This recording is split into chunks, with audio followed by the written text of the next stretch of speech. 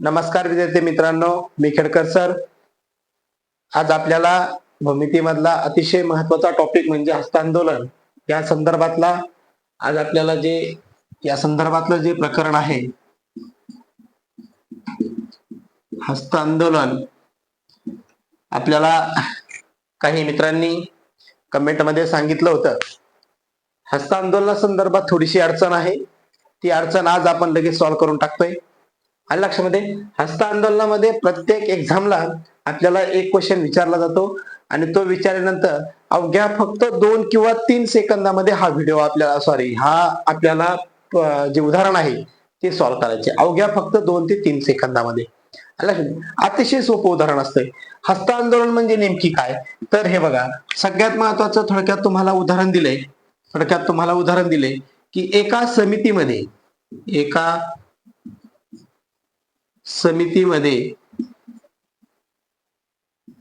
5 सदस्यांनी एकमेकांसोबत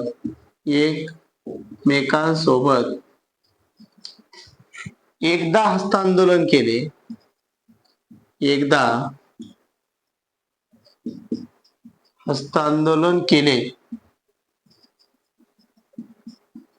तर हस्तांदोलनाची संख्या किती? काय प्रश्न आहे? संख्या किती? अतिशय सोपा आणि सिंपल क्वेश्चन आहे. परीक्षेला विचारला जातो. एका समितीमध्ये 5 सदस्यांनी जर एकमेकांसोबत जर एकदा हस्तांदोलन केलं तर हस्तांदोलनाची एकूण संख्या किती? अतिशय सोपं आहे. सगळ्यात महत्वाचं, हस्तांदोलन करत असताना आपण आपल्या बरोबर हस्तांदोलन करू शकत नाही, कारण की आपण हस्तांदोलन समोरच्या व्यक्ती बरोबर करणार आहोत. मग एका समितीमध्ये 5 सदस्य आहेत. किती सदस्य आहेत? 5 सदस्य. मग 5 सदस्य जेव्हा एकमेकांसोबत हस्तांदोलन करतात त्यावेळेस आपण स्वतः बरोबर हस्तांदोलन करत नाही. म्हणजे किती लोक? 5 व्यक्ती किती लोक बरोबर करतील? 4 लोकांबरोबर हस्तांदोलन करतील. किती? 4 लोकांबरोबर. कारण की 5 व्यक्ती 5 लोकांबरोबर हस्तांदोलन करू शकत नाही, कारण का आपण आपल्या बरोबर हस्तांदोलन करत नाही, समोरच्या व्यक्ती बरोबर करणार आहे. म्हणजे 5 व्यक्ती 4 लोकांबरोबर हस्तांदोलन करतील. म्हणून 5 चोक किती? 20. 5 चोक किती? 20. आणि हस्तांदोलन करताना नेहमी भागिले 2 करायचे, कारण की संख्या निम्मी करायची. बे कबे बे 20. म्हणून हस्तांदोलनाची एकूण संख्या आली 10. अतिशय सोपं आहे, अतिशय सिंपल आहे, अतिशय सोपं आहे. काय केलंय फक्त बाळ्या? एका समितीमध्ये 5 सदस्यांनी जर एकमेकांसोबत जर हस्तांदोलन केलं तर हस्तांदोलनाची संख्या किती, असा प्रश्न विचारला होता. तर आपण स्वतः बरोबर हस्तांदोलन करू शकत नाही. म्हणून दिलेले जेवढे सदस्य आहेत, दिलेले जेवढे व्यक्ती आहेत, दिलेली जेवढी संख्या आहे त्या संख्येच्या फक्त 1 ने वजा करून पाठीमागील संख्या घ्यायची आणि संख्या पाठीमागील घेतल्याबरोबर गुणाकार करायचा, भागिले 2 करून टाकायचं. तुमचं उत्तर फायनल. अवघ्या फक्त 2 ते 3 सेकंदाचं काम आहे बाळ्या. किती सेकंदाचं? फक्त 2 ते 3 सेकंदाचं. आलं लक्षामध्ये? अजिबात टेन्शन घ्यायचं नाही, एकदम सोपं उदाहरण आहे. याच्यानंतर आणखीन एका याच प्रकारामधलं जर तुम्हाला जर वेगळ्या स्वरूपातलं उदाहरण दिलं, वेगळ्या स्वरूपातलं सांगितलं, तुम्हाला जर सांगितलं की थोडक्यात आपल्याला सांगितलंय बघा, एका आयपीएल मध्ये बरोबर आहे किती सदस्य आहे? थोडक्यात 8 सदस्य. बरोबर आहे. एका आयपीएल मध्ये 8 संघ आहेत. थोडक्यात किती? 8 संघ. एक फक्त जर हे बघ, जर आपल्याला सांगितलंय काय सांगितलंय? एका आयपीएल मध्ये काय होते? एका आयपीएल मध्ये 8 संघांनी एकमेकांसोबत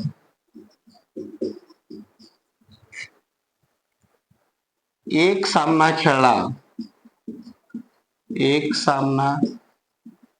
खेळला तर एकूण सामन्यांची संख्या किती? एकूण सामन्यांची संख्या किती? सोन्या, तुला हे प्रश्न विचारलाय. प्रश्न फक्त अवघ्या 2 ते 3 सेकंदाचा आहे, परंतु झालंय काय दलिंदर तुझं? सोन्याचं सुनीकडे बघून बघून परीक्षा कुठे गेली ते त्याला कळत नाही. जर सोन्याने इकडे लक्ष दिलं ना सोनीपेक्षा, तर जीवनाचं कमीत कमी कल्याण तरी होईल. परंतु सोन्याचं लक्ष काय आपल्याकडं नाही. आलं लक्षामध्ये? सोन्या, आता इकडे बघ, इकडे बघ. तुला अतिशय सोपं आणि सिंपल भाषेत सांगतो, नीट लक्ष दे फक्त. एका IPL मध्ये 8 संघ आहेत. किती? 8 संघ. ते 8 संघ एकमेकांसोबत एकदाच सामना खेळतात.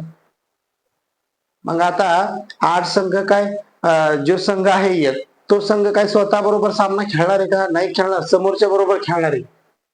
जसं आपण पाठीमागे सॉल्व्ह केले ते सेम प्रमाण. 8 गुणिले पाठीमागली एक संख्या किती? 7. आणि याच्या उत्तराला कितने भाग द्यायचा आहे? 2 ने. कितने भाग द्यायचा आहे? फक्त 2 ने भाग द्यायचा आहे सोन्या. 2 एक 2, 2 चौक 8, 7 चौक किती? 28. तर एकूण सामने किती होतील? किती होतील बाबड्या? 28 होतील. किती होतील? 28. अशी बारीक लक्ष द्यायचं. थोडं लक्षपूर्वक दिलं की जीवनाचं कल्याण होऊन जाईल. गणित लय सोपं आहे, पण आपण ना चुकीच्या मार्गामुळं, चुकीच्या लोकांचे सल्ले ऐकल्यामुळं आपण काय झालंय, गणिताचा भाव करून टाकलाय, अवघड करून टाकलंय. कोणी सांगितलं गणित अवघड आहे? अतिशय सोपं आहे. कधी या पद्धतीने गेला तर. आलं लक्षामध्ये? या पद्धतीने आपल्याला दिलेल्या प्रश्नाचं उत्तर आहे. एका IPL मध्ये 8 संघ आहेत, एकमेकांसोबत एक सामना खेळलेत. एक सामना खेळल्यानंतर एकूण सामन्याची संख्या किती विचारली? पाठदिशी उत्तर काढले. 8 गुणिले 7, एक मागला अंक घेतला, भागिले 2 केलं, उत्तर किती आलंय? 28. हे झालं तुझं उत्तर. किती वेळ लागला? 2 ते 3 सेकंदाचं काम आहे. किती? 2 ते 3 सेकंद. कधी कधी प्रश्न थोडासा फिरून विचारला जातो. कसा विचारला जातो ते सांगतो बघ. आता नीट लक्ष दे फक्त. तुझे लय घरी तुझे असे लाडाने नाव ठेवले असते, सोन्या, बबड्या, पिल्लू, जेवला का, उठला का, बसला का. अरे याच्यात लक्ष देण्यापेक्षा ना, जर लक्ष दिलंस ना, लय बरं वाटत तुला बी मला बी. लक्ष मध्ये पिल्लू पिल्लू करीत बसू नको. लय लोकांचं दिवाळा निघलंय पिल्लू पिल्लू करू ना. इथं लक्ष द्यायचं, थोडं बारीक लक्ष द्या. थोडस उदाहरण वेगळं आहे बरं सोन्या, थोडस उदाहरण वेगळं आहे, थोडस उदाहरण वेगळं आहे, थोडं लक्ष दे. एका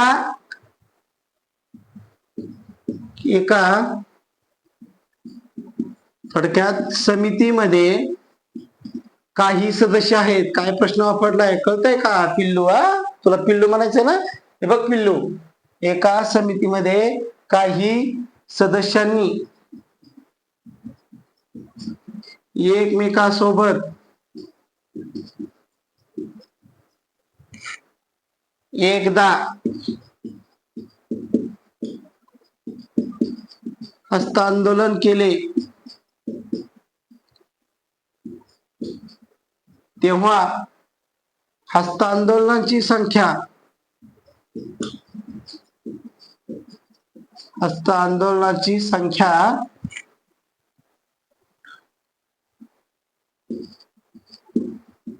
36 होते.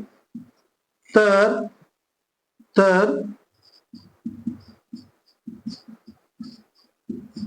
समितीमधील सदस्य किती?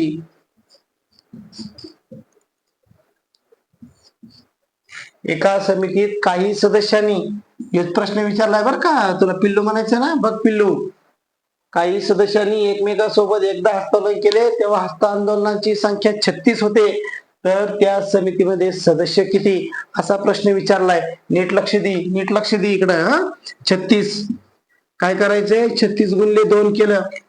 36 गुणिले किती? 2. डबल संख्या कळायची. 36 गुणिले किती? 72. 2 पद्धतीने जाता येतं बरं का बाळा, 2 पद्धतीने. कसं? तर हे बघ, हे 2 संख्या आहेत ना, हे 2, ही 72 जी संख्या आली ना, तर ही 72 संख्या लगतच्या दोन कोणत्या संख्यांचा गुणाकार आहे ते तुला शोधायचंय की कोणत्या संख्येची 8 9 72 लगतच्या लगतच्या म्हणजे काय शेजारी शेजारी लगतच्या म्हणजे काय शेजारी शेजारी आलं लक्षामध्ये लगतच्या संख्यांचा गुणाकार बघायचा आहे आणि उत्तर द्यायचंय मोठी संख्या उत्तर काय द्यायचंय मोठी संख्या म्हणून त्या समितीमध्ये किती सदस्य होते 9 सदस्य होते किती सदस्य होते 9 हे तुझं उत्तर आहे आलं लक्षामध्ये दुसरी तुला नाही कळलं ना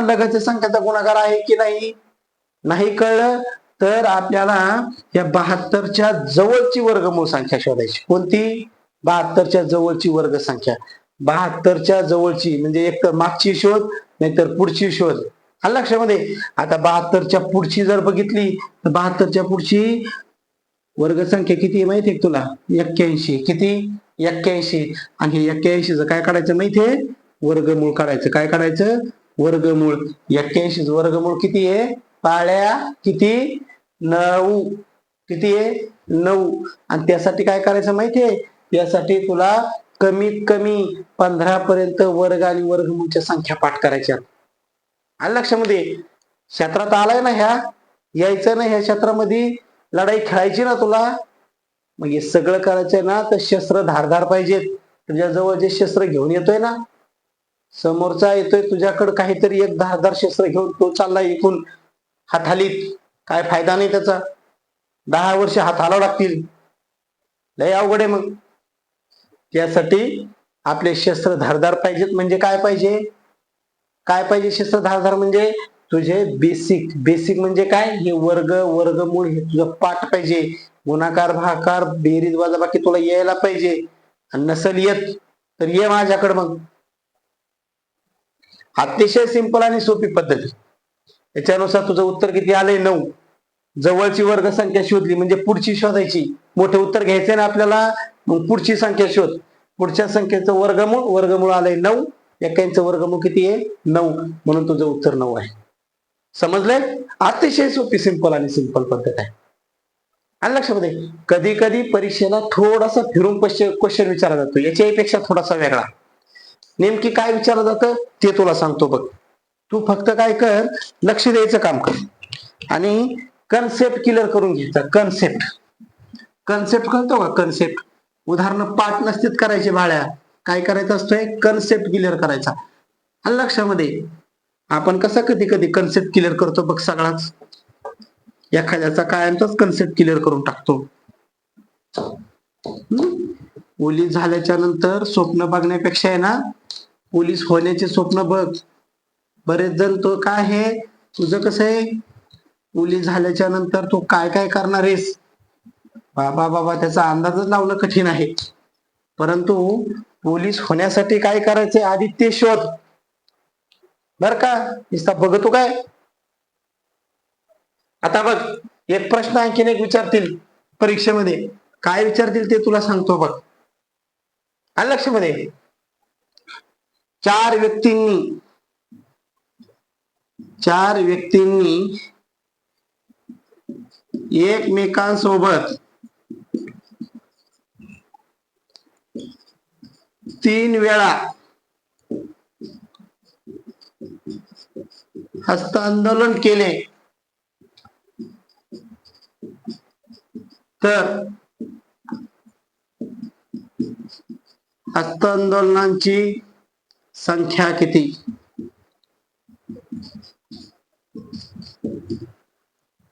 अरे असा काही प्रश्न आला म्हणून अजिबात टेन्शन घेऊ नको मग काय कर तुला सांगतो इकडे बघ 4 व्यक्तींनी एकमेकांसोबत हस्तांदोलन केलं आपल्याला माहितीये 4 गुणले त्याच्या पाठीमागली संख्या भागिले 2 काय केलंय 4 व्यक्ती त्यांनी एकमेकांसोबत 3दा हस्तांदोलन केले करू दे 3दा काय फरक पडत नाही तू एकदाच कर 4 गुणिले किती 3 मागची संख्या घेतली भागिले 2 प्रश्न सॉल्व्ह केलाय बे 1 बे 2 4 3 2 किती 6 किती आले 6 कधी एकदा हस्तांदोलन केले तुला किती वेळा करायचंय 3 वेळा मारायची किती वेळा 3 वेळा मग एकदा जर आपण हस्तांदोलन केलं तर 6 वेळा येते आपल्याला 3 वेळा विचारलंय म्हणून गुणिले 3 म्हणून तुझं उत्तर किती आलंय सोनू बाबड्या पिल्लू बाळ्या किती उत्तर आलंय 18. किती उत्तर आले? 18. आलं लक्षामध्ये? सिंपल आहे रे. फक्त काय करायचं आहे? प्रयत्न करायचा आहे, कन्सेप्ट क्लिअर करून घ्यायचा आहे, माझ्या बरोबर यायचंय. परीक्षा सिंपलच आहे, परीक्षा सोपीच आहे, तिला आपण अवघड बनवून ठेवलंय. आपण अवघड म्हणतोय तिला.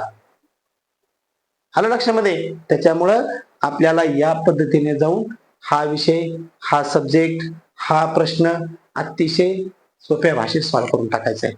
अवघ्या फक्त 2 किंवा 3 सेकंदाचं काम आहे, जेणेकरून तू उत्तर लगेच काढू शकतो. या पद्धतीने जाऊन तुला सगळ्या प्रश्नाची उत्तर द्यायचीच. आलं लक्षामध्ये? हस्त आंदोलन, हस्त आंदोलनामधून आपल्याला पुढची संख्या दिली असेल, वेगळी संख्या दिली असेल, तरीही आपण सहज आणि सोप्या पद्धतीने उत्तर काढू शकतो. 3 वेळा सांगितलं, एकदा काढा, त्याला गुणले 3 करा, तुमचं उत्तर येऊन जाते. आलं लक्षामध्ये? कधी कधी आणखीन एक वेगळ्या स्वरूपाचा याच्यामधला क्वेश्चन विचारला जातो, थोडासा वेगळा असतो. आलं लक्षामध्ये? थोडासा वेगळा क्वेश्चन विचारला जातो. आयोगाच्या एक्झामला बऱ्याच वेळेस अशा टाईपचा क्वेश्चन आलेला आहे, येऊ शकतो. एकदम सिंपल आहे बघा, फसवणारा क्वेश्चन आहे म्हणून तुम्हाला सांगतो. एक फसवणारा क्वेश्चन याच्यामध्ये विचारला जातो.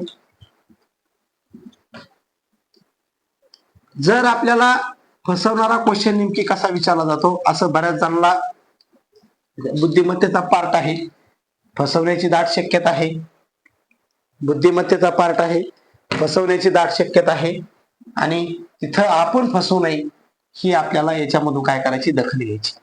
मग आता काय करायचे ते सांगतो बघा. एक तुम्हाला क्वेश्चन देतो, त्या क्वेश्चन वरती या टाईपचा बऱ्याच वेळा जर क्वेश्चन जर आला, कधी आला तर तुमच्याकडून चुकू नये या दृष्टिकोनातून मी तुम्हाला ते सांगतोय. एका मंचावर 3 पुरुष सदस्य आणि 2 महिला सदस्य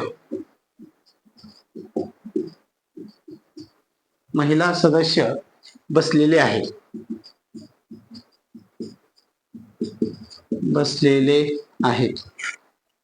प्रत्येक पुरुष सदस्याने प्रत्येक महिला सदस्याबरोबर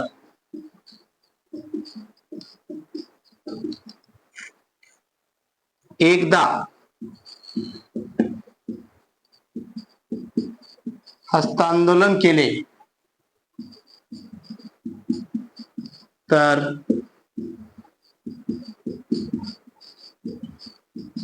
हस्तांदोलनांची संख्या किती?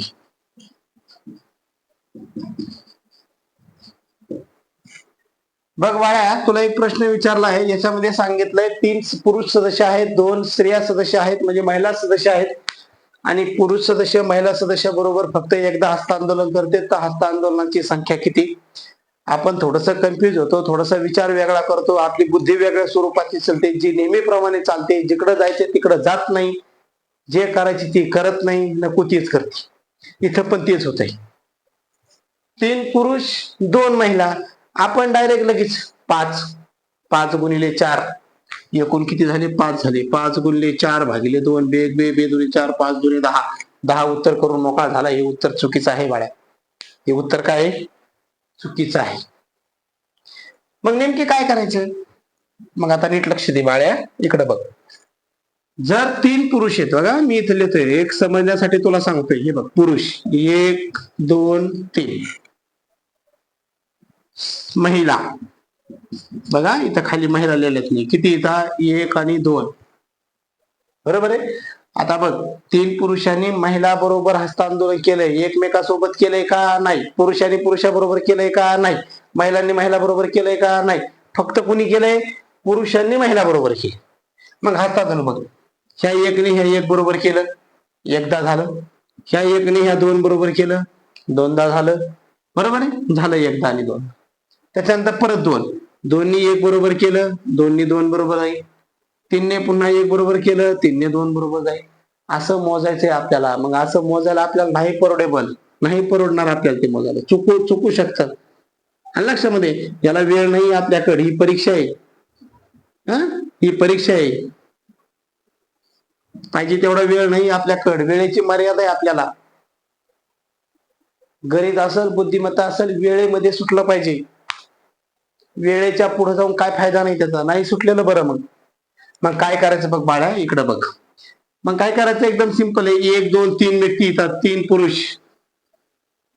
पुरुष गुणिले किती महिला आहेत, 2 महिला, 3 दुने किती 6, तर एकूण हस्तांतरण किती होतील, 6 असतील.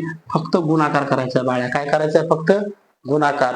ही बुद्धिमत्तेतला क्वेश्चन आहे, थोडासा फसवी आहे, फसवू शकतात, फसू नये म्हणून सांगितलं. आणि लक्षामध्ये या टाईपने जायचंय. आणि जर तुम्हाला जिथं अडचण येते, वारंवार व्हिडिओ मध्ये तेच सांगतोय, अडचण येते कमेंटमध्ये टाकून द्या, लगेच व्हिडिओ तुम्हाला उद्या 2 दिवसामध्ये तुमचा व्हिडिओ तुम्हाला येऊन जाईल. त्या व्हिडिओवरती तो तुमचा कन्सेप्ट क्लिअर करून घ्या. आणि गणितामध्ये, बुद्धिमत्तेमध्ये मार्क जाणार नाही याची काळजी घ्या. जिथं तुम्हाला अडचण येईल तिथं मला कमेंट करा.